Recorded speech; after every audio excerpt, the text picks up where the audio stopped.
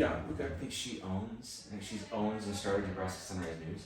Okay. It's a pretty small, relatively smaller news station that tries to promote facts. Close. Bring it to you. Be where you want to be, but then bring it close. And I'll make sure it's not Right there. overloaded. Keep going. Give me a test. Test 1 2. Test 1 2. Keep going. Test 1 2. One more time. Test 1 2. One more time. Test 1 2. Yeah, just speak like you normally speak. So keep telling me about Geist. Nebraska Sunrise News. Yeah. So Suzanne Geist, she's I think she's a state legislator that started this organization. Okay. They promote facts. Facts. What do you mean by that? Facts. Well, I think they try to lessen the agenda. So I'm kind of learning about Nebraska Sunrise News. I don't know a lot about them yet, but hope to learn more. So. Did you you want to put this right at your mouth? There you go. All right. You'll learn. Oh, quick learn. So you did a podcast with the founder of. Tell me about it. So tell me, we've already talked about in depth. We've talked about running, about the cycling 200-mile deal across Nebraska and Iowa. It's not RAGBRAI and it's not Bran. Neither one of those. Yeah, but tell me what it is. Talk about it. Yeah. So what it is, it's called Break the Cycle 200. It is a 1-day 200-mile bike ride that originated from Des Moines to Okoboji. So it started off as a challenge. I think there were a buddy of mine and another friend of his were getting into their 30s. They were starting families and they realized they were getting a little too plump. So they needed a goal, like most of us do, right? And so they set upon themselves to see if they could ride 200 miles. And originally it was going to be 2 days, 100 miles each day.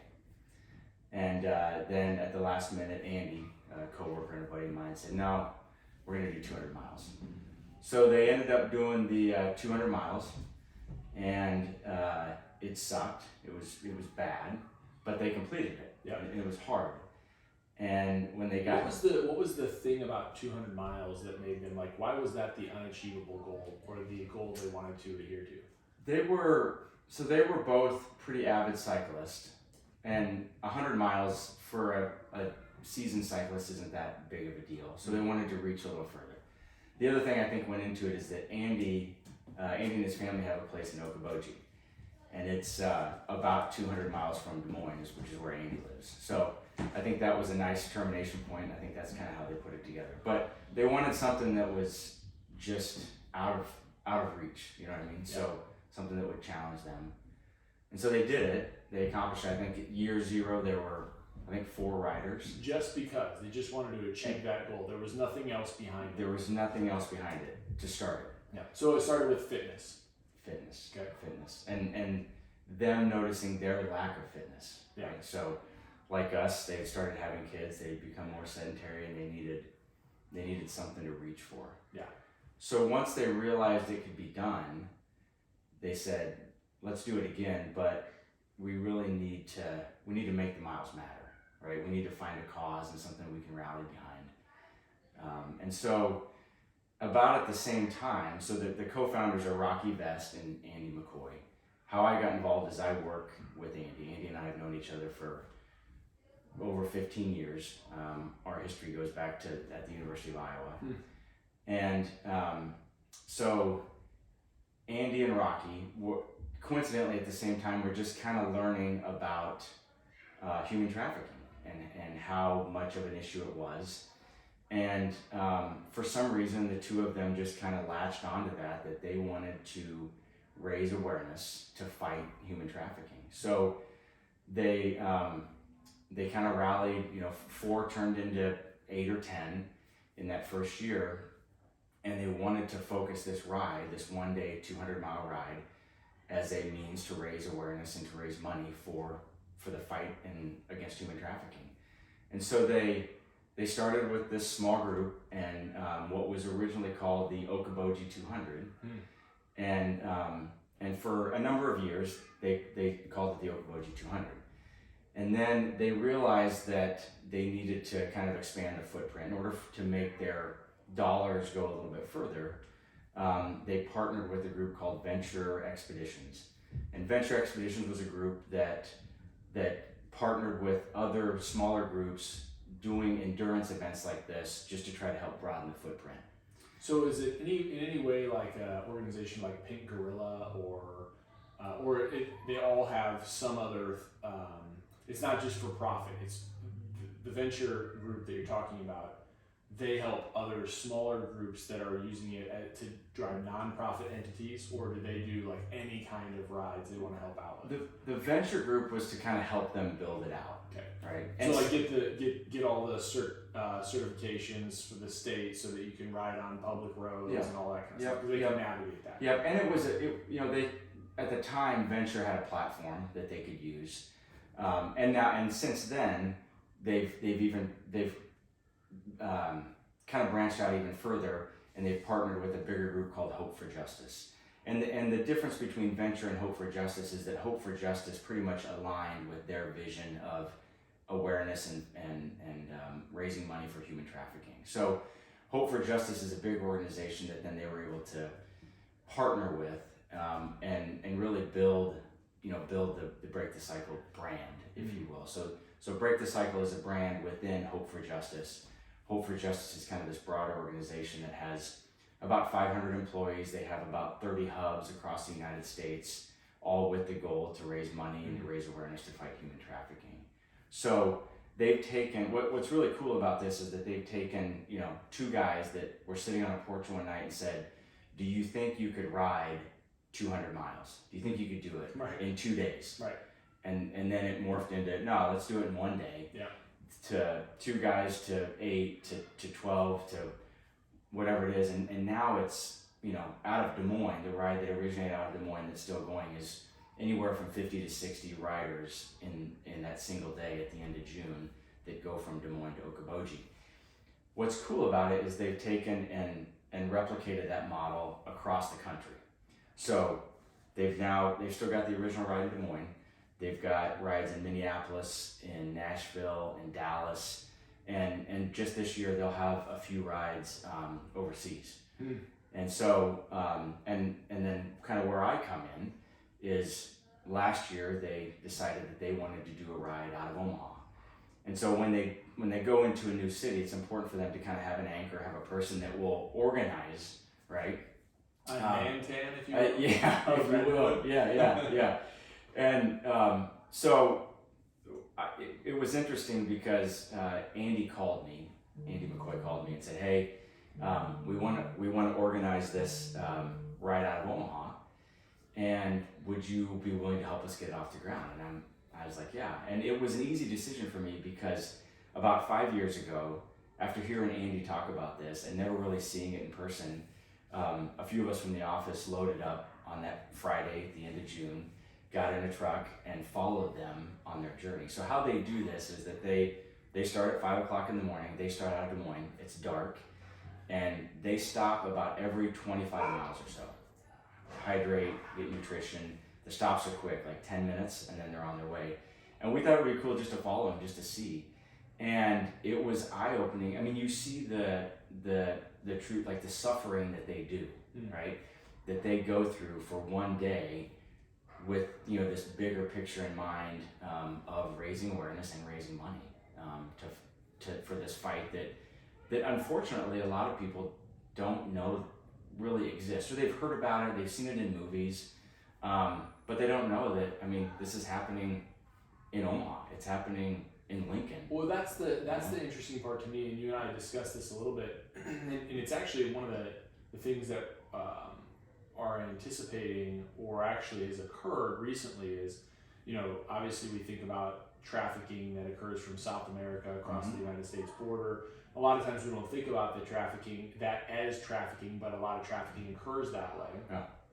But then I think I said to you is like, well, I don't know anybody that has gone missing. I don't know anybody that has kids that have gone missing. So it's like, well, like you said, we don't really think about it. So who, like, when you dig into this, what is there, like a type of kid? Is there like a vulnerable person that is likely to be, trafficked? And how in your experience of of understanding this, how does that start for many kids? Yeah. So I'm not much different from you, Chris. I don't have direct experience with it. So what, and in the sense of break the cycle, I'm relatively new as far as getting into the details of a lot of this. But in talking with Rocky and some of the other meetings we've had, what's happening a lot now is online, right? So there's grooming that's going on through social media apps, and that's happening online,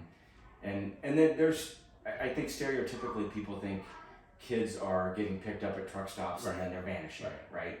And it's not that that's not happening, it is, but I think the bigger issue right now is just trying to understand where else is happening, within the apps. And then the other thing that they're doing is partnering with local law enforcement or local private investigators that really know the signs, know the questions to ask, know what to look for.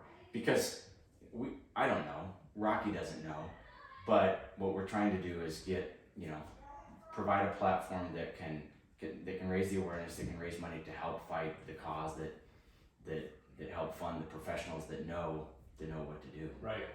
So it's not like when you think about your kids, there probably is some of that, is that you're in a big store, your kids are running around, maybe somebody gets nabbed, but that's probably a higher risk scenario than from what I'm hearing you say, for the perpetrator, than grooming somebody who wants to run away. Right. And so now they can run away and not have communication. And once they get to a specific point, they're running away, they're comfortable running away, they've already in their mind kind of wrapped themselves around that. And then they sort of become indoctrinated in other ways. Yeah. And then they're gone. And they don't feel like they can leave, they're abused, et cetera, et cetera. So the signs that you're talking about people looking for, and what they know is, okay, well, when somebody is in this type of situation, this is how they behave. Right. So we need to distribute that information into different networks and different law enforcement officers, and that's what you're funding. Yeah, yep. And the other part is training. So, like as an example, one of the things they're doing in Iowa is partnering with hotels, right? To train hotel staff on what to look for, how to see some of the signs. When somebody comes in for an hourly room. Yeah. Those are the easy ones to spot, right? But so that's part of it, and even taking it a little bit further is training hotel staff. So like a guy walks in with 9 kids into one room. As long as his last name is not Wolfe, right? Or his wife, if his wife is with him, he's probably okay. Exactly. Yeah, they don't look like him, then you're probably fine. Yeah. But so partnering, and this is something I just heard earlier this week, but partnering with hotels to train hotel staff on the signs to look for, and then they've implemented some legislature in the state of Iowa so that, for example, when high schools are traveling to Des Moines for state basketball tournaments, state wrestling tournaments, those different events, and you've got high school age kids or school age kids traveling in groups, staying at hotels. They've provided some incentives or requirements for these schools to use certain hotels that have had this training, so that now you're kind of aligning everything together, and so that's part of what they're doing in Iowa as far as working with the legislator to, again, kind of outside the realm of what you might think about as far as generally the fight against human trafficking. It's kind of finding other means to fight the fight. Yeah. So, all right, when I think about this from a standpoint of F3, you've got, you certainly have fitness aspect of it, and then there obviously is this fellowship that these guys that started it and you now have kind of come into bond. Yep. It's not F3 because the mission is different, and yet, within F3, this seems to be a very nice third F opportunity. I would say so, yes. Yeah. So then, I'll kind of expand upon that in a second, but to talk about, one of the things that I think about within Freed to Lead is how do you view opportunities that are relevant to the goal of F3 versus, maybe you haven't thought about this, versus just any old opportunity. So they kind of talk about that struggle. But first, where if people in Omaha or across the country are interested in supporting this or riding, they like to ride, where do they go? Where can they find out more information? Yeah, so the easiest thing to do is to search Break the Cycle 200. So if you search that on the web, you'll hit the website, and that will take you to the website that has all of the rides. The first thing you're going to see, which is what I tell everyone, is there's a great video on the homepage that really goes through. It's like 4 minutes long. That goes through and interviews some of the two co-founders, Rocky and Andy, and then some of the other folks that were instrumental in those first years. And they have some great video of the rides and some great interviews so that you can understand, how did this thing get to be what it is. Mm-hmm. So that's what I tell people. Go there, and then within there, there's ways. When people ask how they can get involved, I say, well, you could ride, right? And I understand that's not within everybody's wheelhouse to go hop on a bike for 200 miles per day. Well, even as much of a fitness guy as you are, it's not in your wheelhouse. It's not. There's some barriers to entry. Yeah, we've talked about it. It hurts your crotch. Yeah, that's my barrier. Yeah, you gotta have a good seat. Yep. You gotta have a good bike, first of all, which I don't have. But you can ride. You can tell someone that rides that, hey, this is something cool that's happening at the end of June, on June 24th. Or you can, throw some money at it, donate to it, sponsor it so that your money can help support the ride and help support the cause. Or the easiest thing to do is just tell someone else, tell someone else about it. So we're trying to partner with local bike shops because that's where a lot of our networking happens. So that's how we're trying to get the word out. And then working with other news and media organizations here within Omaha just to try to spread the word and build the rider group from Omaha. Yeah. So, all right. So then I want to get to the other F3 stuff. I think that's great. Yeah. The fact that you're so passionate about it is really cool, and it sort of was uncovered through our conversation, just sort of as an afterthought, is how you and I had initially started talking about it. And so how did you decide, like in your filtering through the third F stuff that you want to do, the giving back, the community building, there's so many different options, some within F3 and many outside of F3. How do you, in your busy life with your family and your kids and your wife, how do you decide this is something that, in general, what's your thought process of how you're going to whittle that down and take something that seems important and make it important to you? Yeah. That's a good question. I think this one, Break the Cycle, for example, came back, again, two things, seeing that first year that I followed them and seeing what they go through. There's one stop at the end of their ride that's pretty special. They got 10 miles left to go out of a 200-mile day, and they have some survivors that come and see them at that last stop, and it's very moving for the riders. It was moving for me as a non-rider, but just seeing how much impact those riders had on that small group. So that made me want to get involved. Being the father of two daughters, because this is, for probably more than not, it happens to girls, right? So being the father of two daughters, that's obviously something that crossed my mind as far as, being able to support this. So really at the end of the day, those are kind of the two things that drew me to Break the Cycle and to help support that event. And just trying to, find a way to be an asset in the community. That's the other thing. Were you looking for something, or it found you? Break the Cycle? Yeah. To me, when you tell the story, it seems like you sort of stumbled on it. But were you actually also thinking, like, how else can I do third F stuff? No, I think this found me at the right time.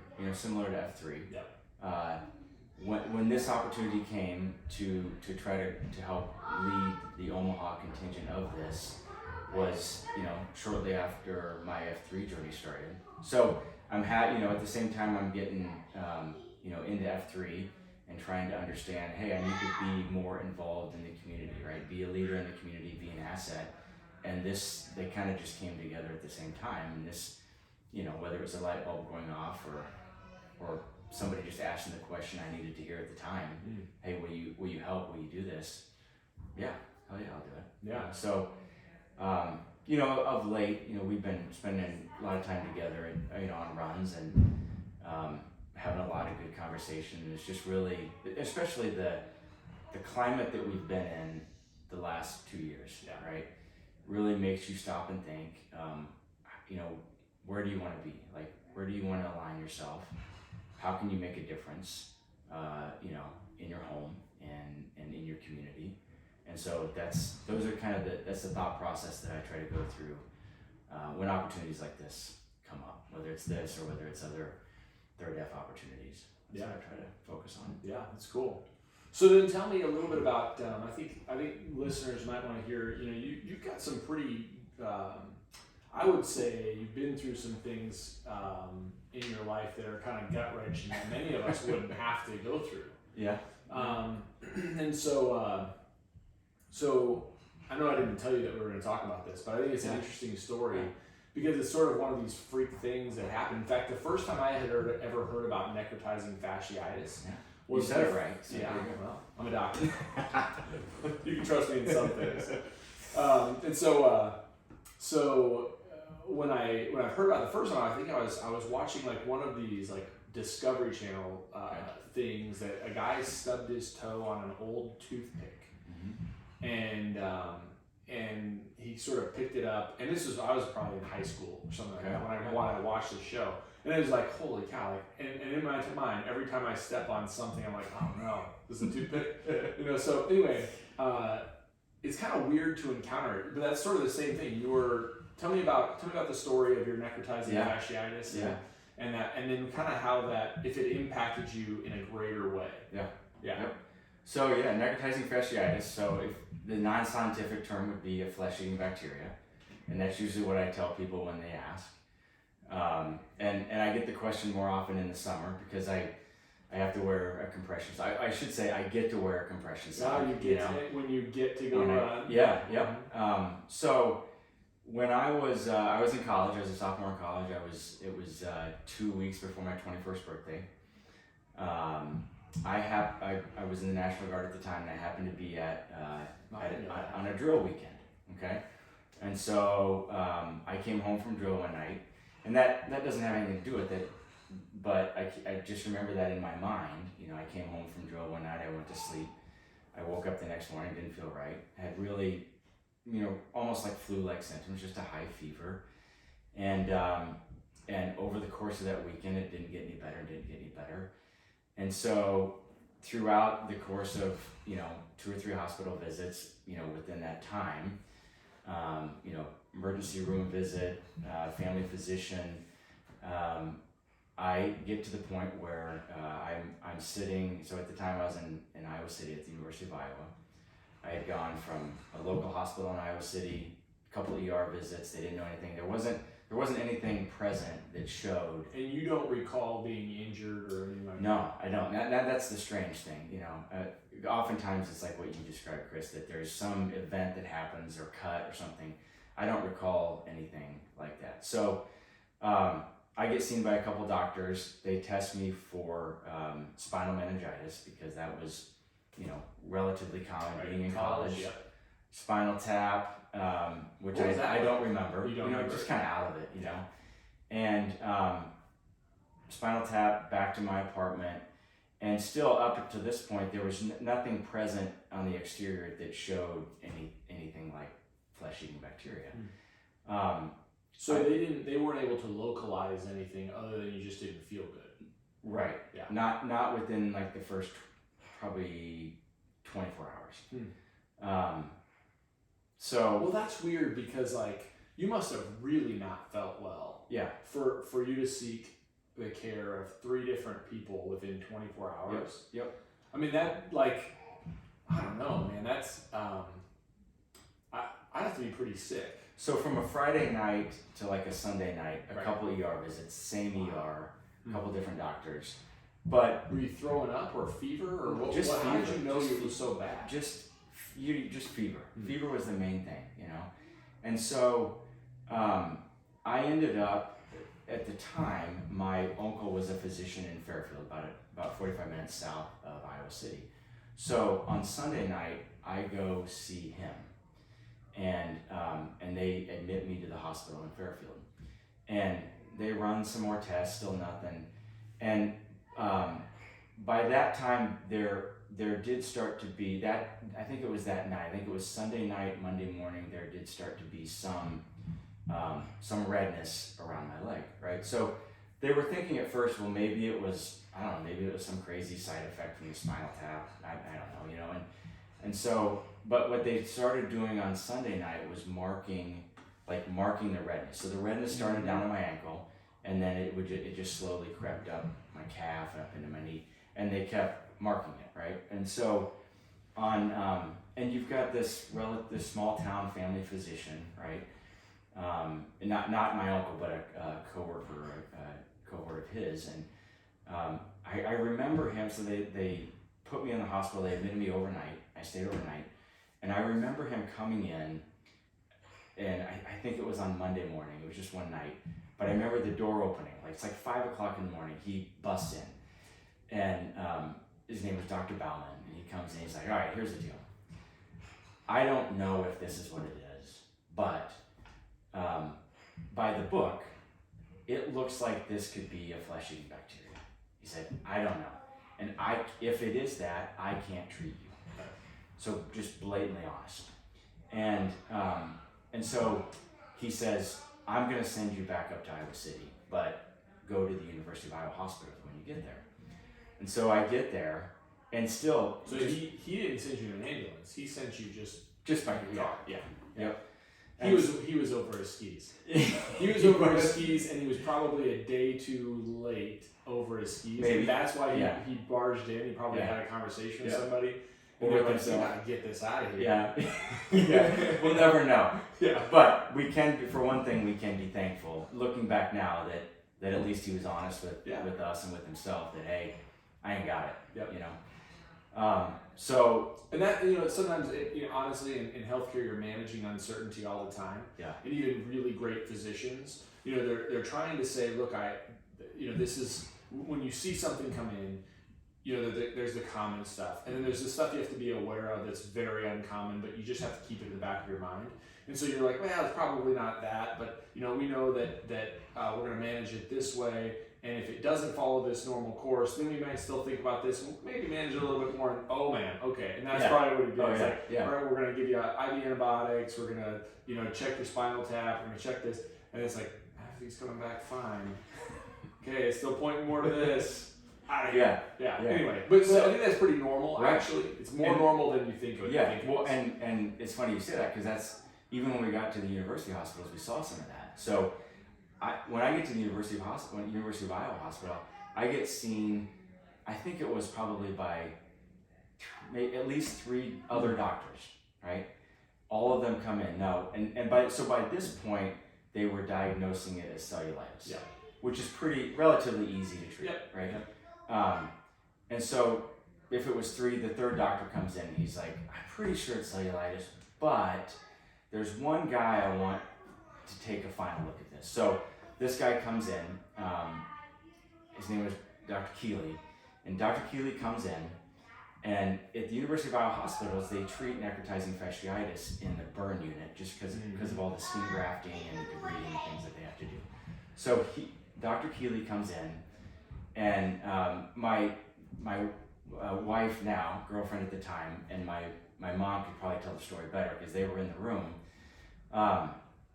He comes in, and Chris, I'm not kidding, he's probably in the room for 20 seconds, looks at it, snaps his fingers or something like this. He's like, "No, that's necrotizing fasciitis. He needs to be up on my floor." And so in an hour or less, I moved from that room up to, I think it was 8th floor, his floor. And so they watched me, I think that was a Monday. They watched me Monday night. They hit me hard with antibiotics. at this point, that red spot I was telling you about is up above my knee, and there's Sharpie marks all the way up my leg, and it's getting more red, and it's moving up my leg. And by midday Tuesday, they had got it to recede a little bit to get below my knee. But the thing they said is that yes, it's receding, but as it's receding, it's also moving inwards. Right. So they made the decision at the time that they'd waited long enough that they needed to go in and do surgery to debride it, basically take all the skin, take all the flesh off. So they take all that off on a Tuesday. I think I sit for maybe 5 days or 6 days, and then they come back 6 days later and do the skin graft on it, and then the rest is kind of history. So there's a couple things. So I never realized how bad it was until 6 months later, and that's when you start reading the stories like you said you heard. And then the other part, I have to laugh about some of it, but the other part is I got to spend my 21st birthday in the hospital. So I remember, when I was at a point where I could be seen, I remember like 6 of my college buddies coming in, and it was wintertime, it was December. So they come in with their winter coats, and each of them had like a 24-ounce beer stuffed underneath their coats that they brought in.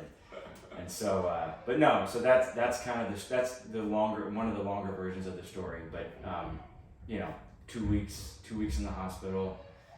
It happened at about the best time it could because it happened in December, like at the end of the semester.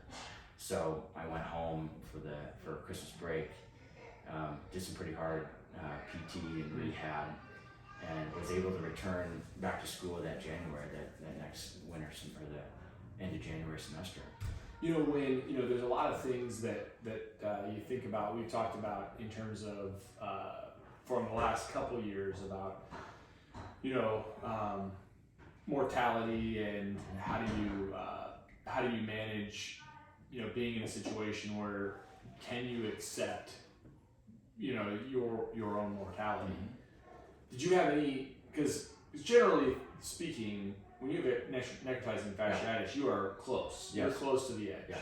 You had no idea. No idea. No idea.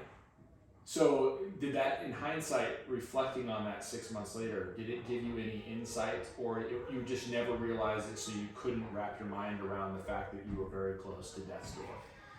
I don't think I ever wrapped my mind around it like that. I mean, I knew that I had a condition that can be, and that for quite a few people is life-threatening.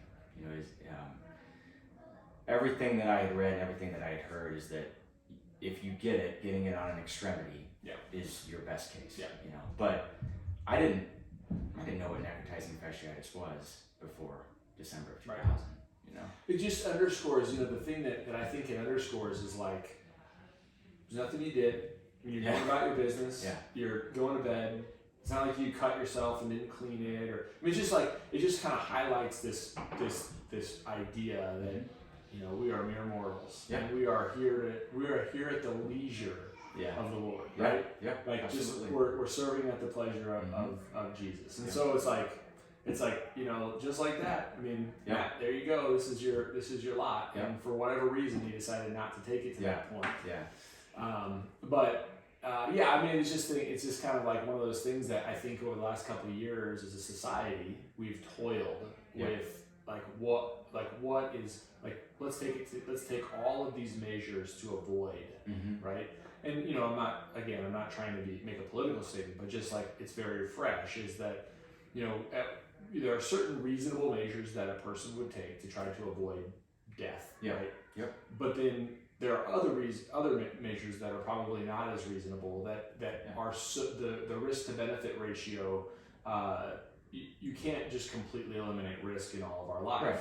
No. And so an event like this, to me, it would seem like would maybe make you feel like, well, it's kind of chance. This chance happens. Yeah. Are you at greater risk now to have this happen again? So they would say yes, and it's interesting you ask because so that happened in 2000.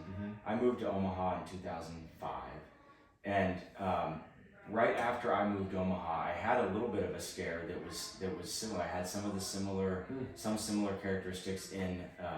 So what we just talked about happened in my left leg. I had some similar characteristics in my right leg. Like within 2 weeks of moving to Omaha, it was the strangest thing, and it was scary because I still had some of the signs, some redness and some swelling, and but I went to the hospital, and I knew the questions to ask, and the doctors look at you weird when you ask. Can you? I need a soft tissue X-ray. Can you do a soft tissue X-ray? And why would we want to do that? Well, this is why. Because this is my history, and but so I think I am at a little bit greater risk. Just from that, and But getting back to what you said, one of the things that was interesting about when it happened the first time, when it happened, when I went up to Dr. Keeley's room or his floor. One of the first things they said is look, we don't know how you got this, and we're not gonna know how you got it. Oh, really? Right? We don't know, we're not gonna know, but here's how we're gonna treat it. So they kind of drew a line in the sand right there to try to hope, I think to avoid, don't rest on your laurels, right? Don't dwell on the past, and let's not ask why this happened. Let's figure out how the hell we're gonna treat it, and let's move forward. I think that's part of life. You get dealt bad hands, and you gotta move forward, right? That's part of it. So there's a lot of different ways that you can think about it, that you can handle things like this and setbacks, but I think it's just one of those things that the Lord thought that I could handle. I could learn some lessons from it, and I have. And I'm great. Like I said, I'm truly grateful to have a leg. Because a lot of people in the same situation are walking on a prosthetic right now. Yeah. And they're probably happy to be walking on a prosthetic. So I'm happy I can go out and run a half marathon with you and do all kinds of other crazy shit in the morning. It's pretty crazy. Yeah. Matt McConville, thanks for doing this, man. Thank you. You want to finish it like we finish everything? We should. All right. So I think I usually let you start off. So go ahead. I'll let you start. Matt McConville, 41, pantyhose. Christopher Wolfe, 40, cataracts. Thanks for doing this, man. Thank you. Awesome. Appreciate it. So what we're gonna do is I will stop that. Let me hit another recording.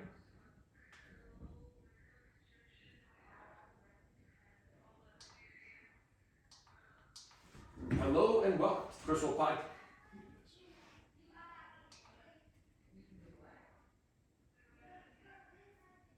Hello and welcome to the Crystal Podcast on EyeCode Media.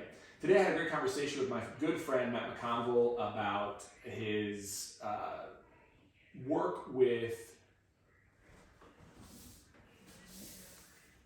Hello and welcome to the Crystal Podcast on EyeCode Media. Today I had a great conversation with my good friend Matt McConville about his work with Break the Cycle and the types of things he's doing within Break the Cycle to try to expand the reach and prevent human trafficking. And that is sort of this third F. We have an F3 conversation that I thought was really great. And we talked about Matt's history within his experiences that kind of brought him to where he's at in life. So that was a lot of fun to learn about. As always, be sure to subscribe to the podcast, write a review, share it with your friends, and support those who support us. All right. Awesome. Thanks, dude. That was cool. That was awesome. Thanks, man. So you've been on another podcast. What was your experience like that? It's just recent, you said. Well, not a podcast, just an interview. It was like so we just did a WebEx. Oh, okay. We did a WebEx, and so Nebraska Sunrise News is probably going to just, no, not probably. They'll write an article, so they'll publish an article on their website, basically. Oh, okay. So they're just going to write about it. Will they post the video? No, they won't post the video. That's too bad. It is. They do that. But they're more of a online. mean, would it be online print organization? Yeah.